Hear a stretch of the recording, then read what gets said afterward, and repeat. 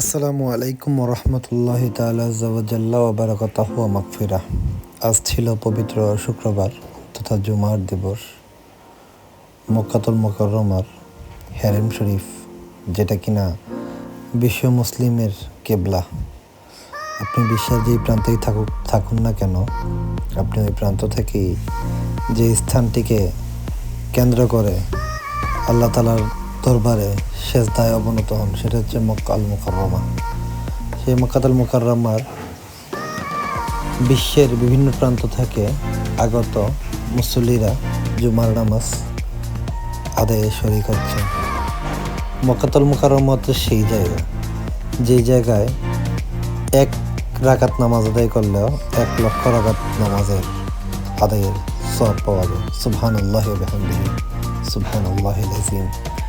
সেই মক্কায় কাবা শরীফকে সামনে রেখে নামাজ আদায়কারীরা কতটা ভাগ্যবান! সুবহানাল্লাহ। মক্কা আল মুকাররমায় জুমার দিবসের নামাজ আদায়ের চিত্র এটি।